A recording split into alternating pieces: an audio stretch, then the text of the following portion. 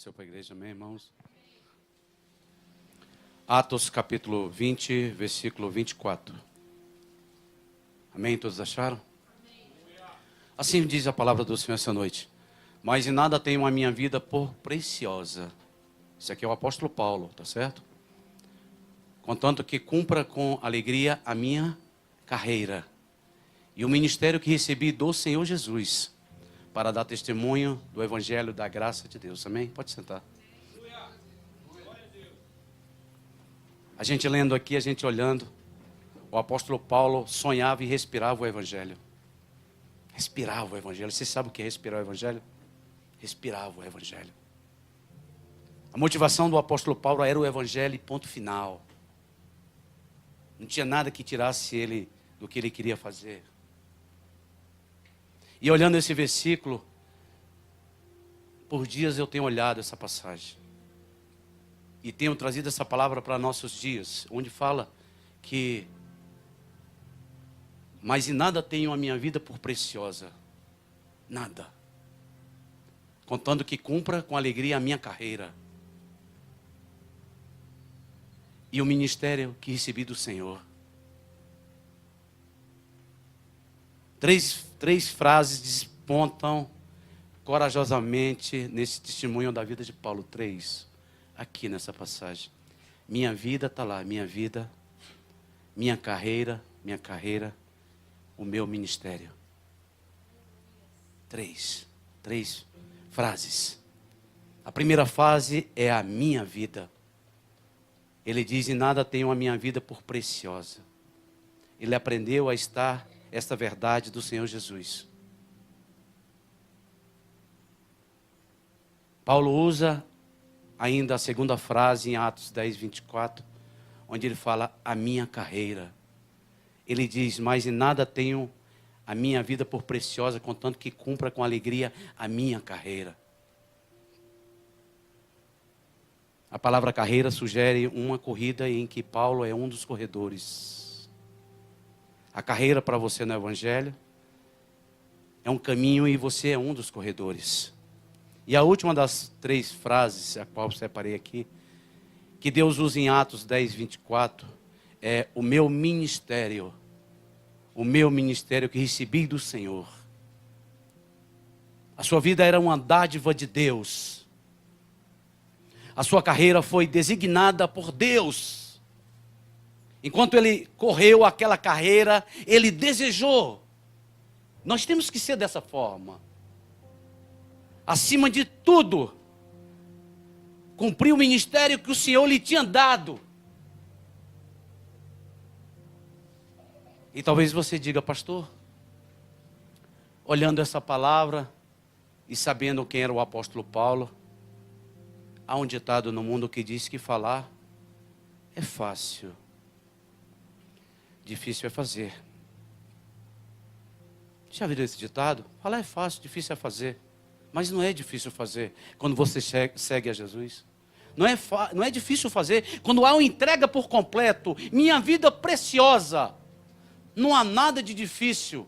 Quando a minha alegria é a carreira que Deus me deu. Quando a alegria é eu saber o que eu sou na obra de Deus. E saber quem é Deus na minha vida. E a gente vê que, ouvindo esses ditados e muitas coisas que é falado em todos os lugares, essa dificuldade fica evidente quando proferimos discursos impecáveis, dando palavras de encorajamento a alguém, conselhos de como obter sucesso. A igreja faz muito isso por aí, superar a dor e o amor mais e mais. Quando passamos por situações semelhantes, não conseguimos fazer nem a metade daquilo que falamos. Mas pregamos a palavra dessa forma. Não se pode ser cristão pela metade. E nem cumprir a carreira de Cristo que Ele nos deu pela metade. Não se pode viver nada pela metade. Vida pela metade, casamento pela metade, trabalho pela metade, estudo pela metade. Não se pode fazer nada nessa vida pela metade.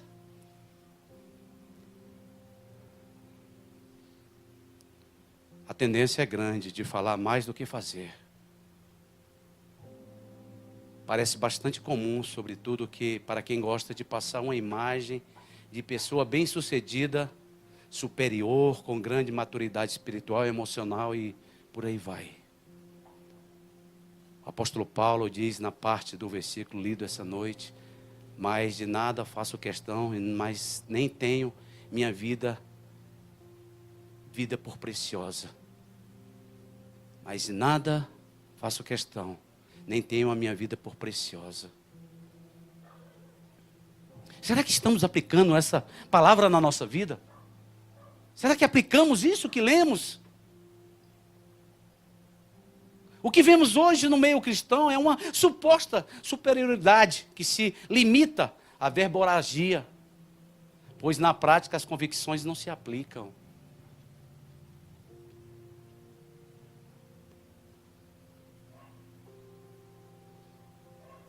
Sabe isso aqui? Isso aqui é Bíblia. Isso aqui é o nosso manual de vida. Cada um está aqui, cada um que é cristão. Nós temos que usar isso aqui todos os dias na nossa vida, a palavra. A palavra tem poder de mudar a nossa vida. A palavra não muda, mas ela tem poder de mudar a minha vida. Isso ela tem poder de fazer, todos os dias, a mesma palavra. A mesma palavra que está escrito que ela não muda, mas ela me muda todos os dias.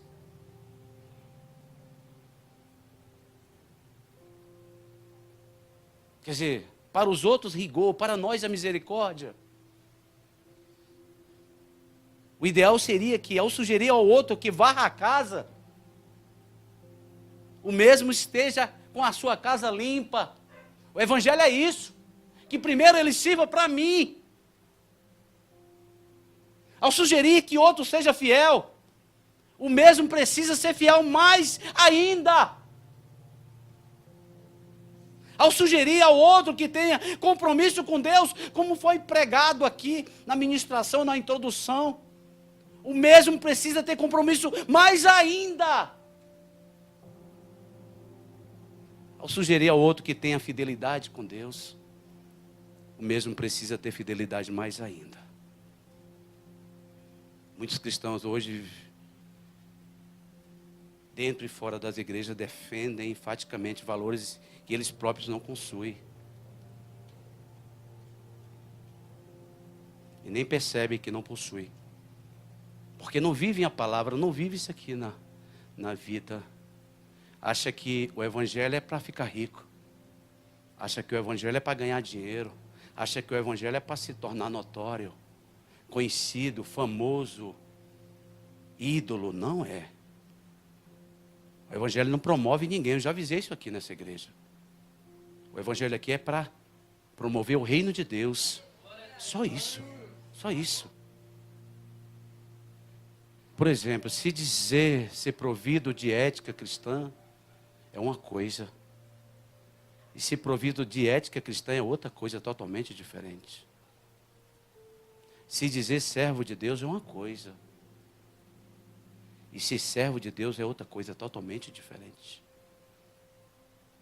Não adianta dizer ser praticante da verdade de Cristo e não praticar.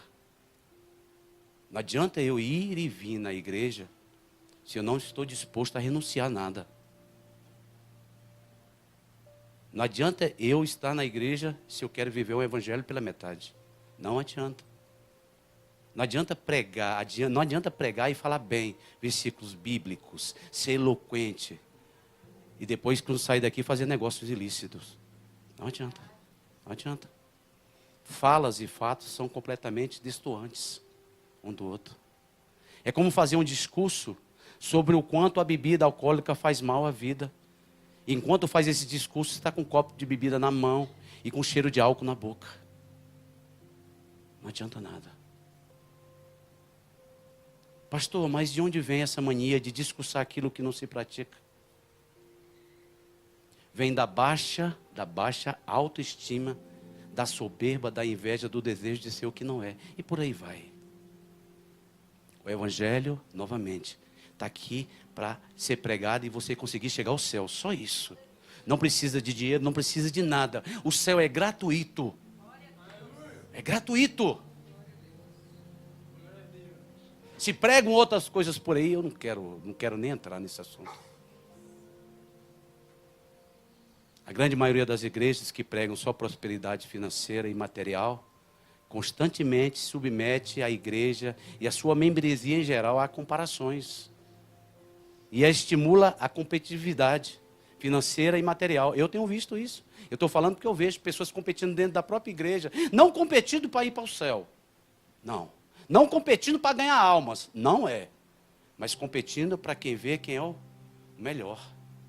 E eu trouxe na memória esses dias, eu até falei para ela, que tinha um irmão, certa feita, que a gente conhecia, que era da igreja, e ele comprava um carro do ano. E se alguém comprasse o carro igual, ele já não queria mais aquele carro, vendia e comprava outro melhor. Não era assim?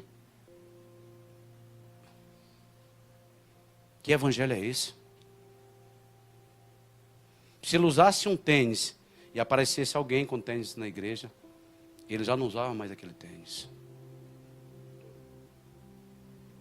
Mas por quê? Essas tais igrejas comparam seus membros uns com os outros. Às vezes exaltando a inteligência de um, incentivando o outro em primeiro lugar. É por isso que tem essa competição dentro de igreja. Há uma disputa desenfreada dentro dessas tais igrejas por prosperidade financeira, por roupas melhores, por carros melhores, por celulares melhores, de última geração, por casas melhores, em lugares nobres, etc. Não que eu esteja dizendo que você não possa ter isso. Não é isso que eu quero dizer. Não que eu não estou dizendo que você não pode ter um carro novo. Não é isso. Não que você não possa comprar um telefone bom. Não é isso. Não que você não possa ter uma roupa boa. Não é isso. Mas quando eu compro algo para chegar e chamar a atenção, quando eu compro algo para tentar ser melhor do que o meu irmão, para tentar subir a vaidade no meu coração, é errado.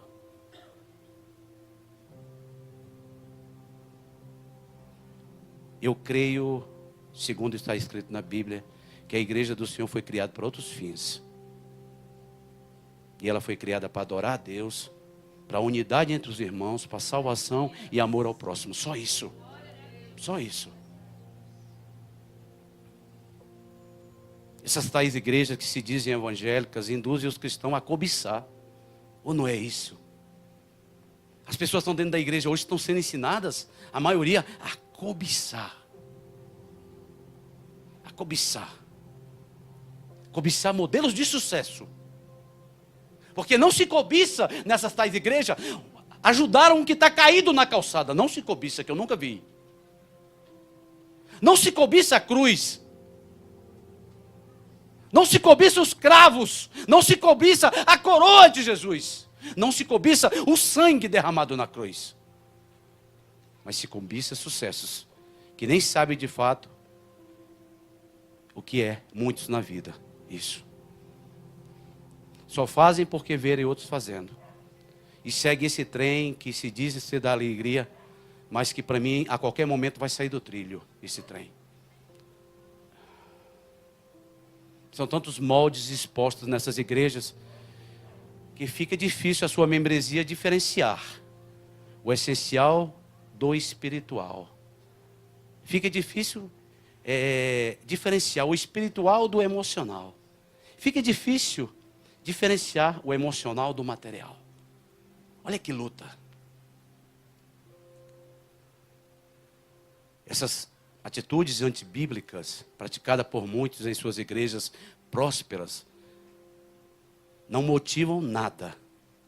Ao contrário, frustram, deixando o comparado com a nítida sensação de inferioridade e que menos valia para a igreja e para o reino de Deus. É isso que eu tenho visto.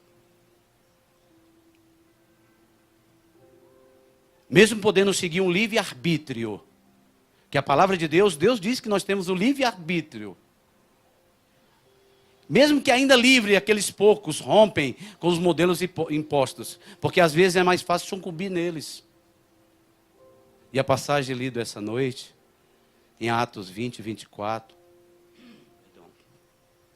fala o quê? Mas em nada tenho a minha vida por preciosa. Esse que foi o apóstolo Paulo. Depois de Jesus, foi o maior missionário. tinha tudo para andar se achando, ou não tinha? Tinha tudo para ser diferente. Tinha tudo para... Não, ele diz que ele costurava tenda, ele não quis, ele voltou a costurar tenda, ele era apóstolo de Jesus Cristo. Ele não quis se promover com o evangelho, não quis se promover porque teve um encontro com Jesus. Não. O apóstolo Paulo falou o quê? Mas em nada tenho a minha vida por preciosa, contando que cumpra com alegria a minha carreira.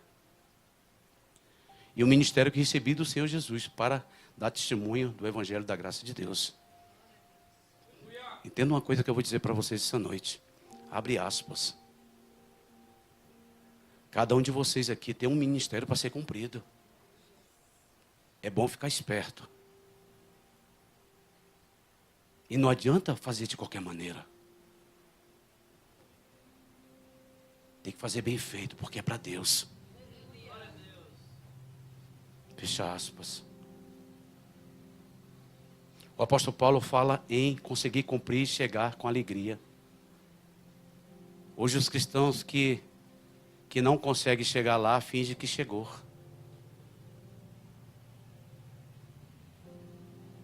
É dessa desonestidade espiritual e emocional que nasce um paradoxo intrigante.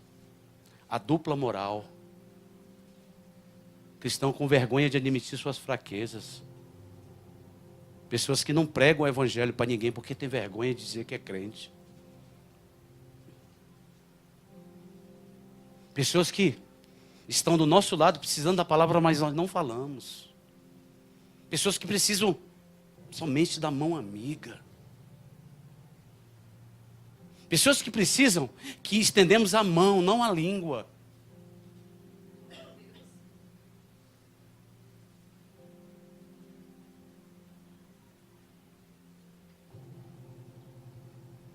Eu vejo tanto cristão que sem nenhum pudor se esconde atrás da Bíblia.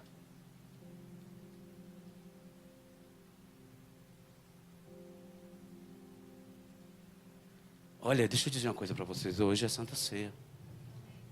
A Bíblia diz que a gente participa da Santa Ceia, renovação de aliança até que Jesus venha. Hoje é um mês a menos para ele vir. Entendam isso. Diz que é um momento importante. Nós temos que refletir. Foi falado sobre isso. E eu vejo tantas essas coisas por aí. Essa hipocrisia. Aliás, abre aspas.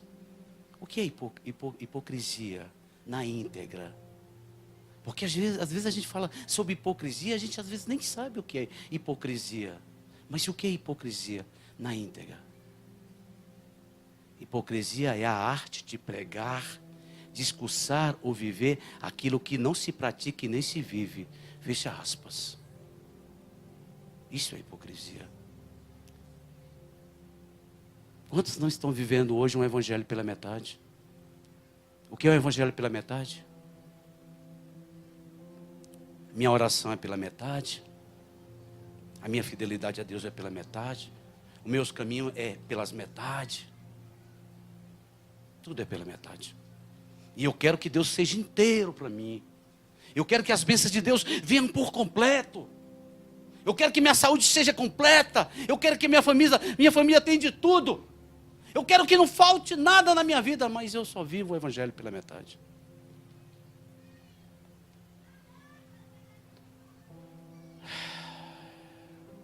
A igreja está entendendo?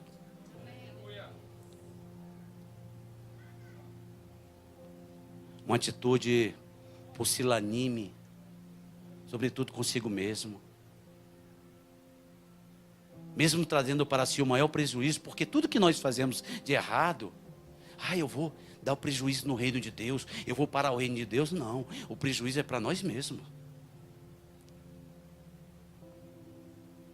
Muitos ainda se apegam a essa farsa, com medo de que, se ficarem sem ela, outros vão descobrir que não há nada ali, eu só vivia de aparência.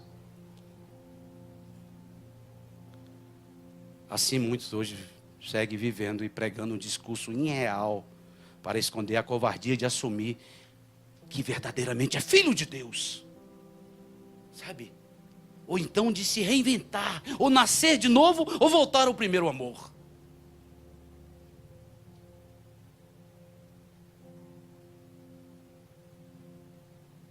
Eu vejo tantas pessoas que gostariam tanto que aquela mentira que ele tanto falou fosse verdade, ou virasse verdade de tanto falar. Deixa eu dizer uma coisa para vocês essa noite, abre aspas. Não é possível ser cristão de meios caminhos, fecha aspas. Não é possível.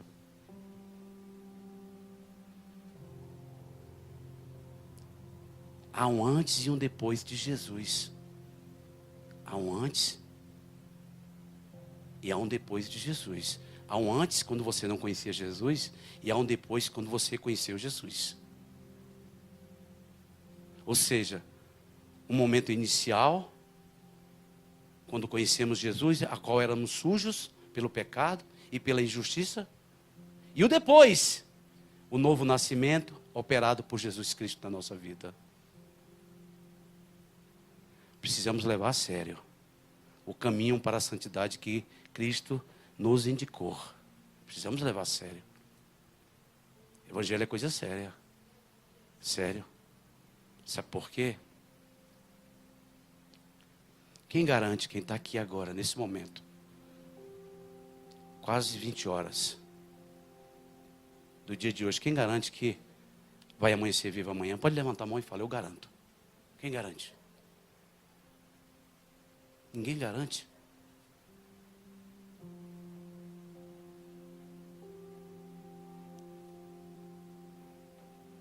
Eu preciso levar a sério.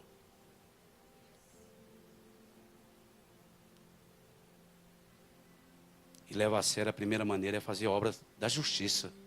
Foi falado aqui agora. Obras de justiças. E eu estou falando obra de justiça, nem milagres, nem atos heróicos, não é isso. Mas obras simples, como adorar a Deus e ajudar o próximo que está caído. É isso que Deus quer.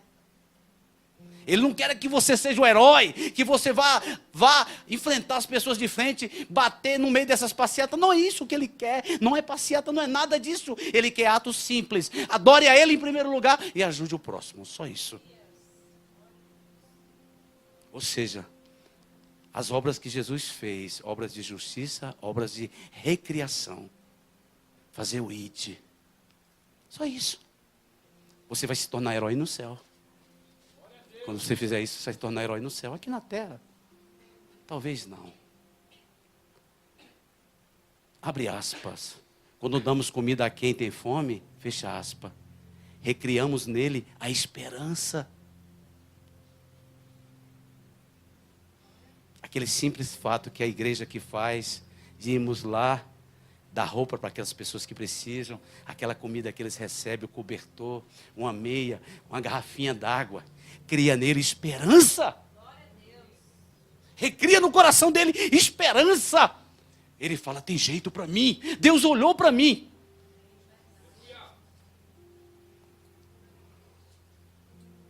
Se dissermos que amamos o nosso próximo e não fazemos absolutamente nada por eles, somos cristãos apenas de memória.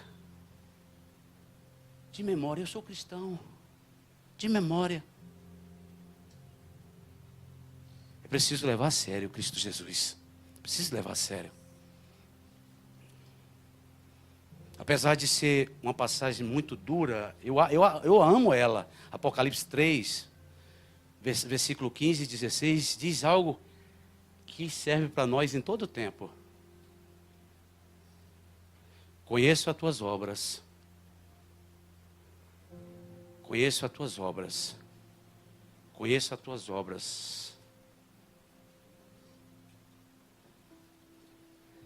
Que nem és frio e nem quente. Quem dera foras frios ou quente. Assim, porque és morno e não és frio e nem quente, vomitar-te-ei da minha boca.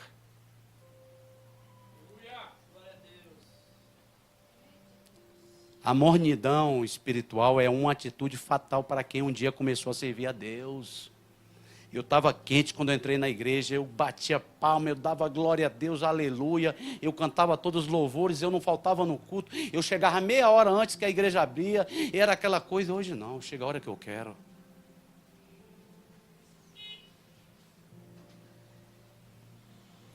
A mornidão é o pior estado que se estabelece na vida de alguém que um dia teve um encontro pessoal e verdadeiro com Cristo. É o pior estado. Cristãos mornos, e é como água fria parada no sol, fica morna. Se você pegar água fria e botar no sol lá, quietinha, o que acontece com ela? Ela vai ficar morna. Ou então água quente, parada na sombra, fica morna também. Parado. A mornidão espiritual representa esse estado de conformismo, de mudança de valores. A mornidão espiritual não impede a aproximação do pecado e do mundo, e bem ao contrário, permite a acomodação de tudo, quanto não tem parte com a santidade. Viu como é sério servir a Cristo? Não podemos ser mornos, e nem podemos ser cristãos a meias. Olha só. Se Cristo ocupar o centro da nossa vida, então é estar presente em tudo que fizermos. Foi falado aqui agora. Ele vai estar presente em tudo que fizermos. Tudo. Tudo tem Cristo. O ar tem Cristo. A alegria tem Cristo. As lutas, Cristo está com você. A paz, Cristo está. No teu sono, Cristo está com você. Você levanta, Ele está. Ele está em tudo. Foi falado isso aqui. O difícil não é ser igual entre os iguais. Guardem para vocês, mas sim ser diferente entre os iguais.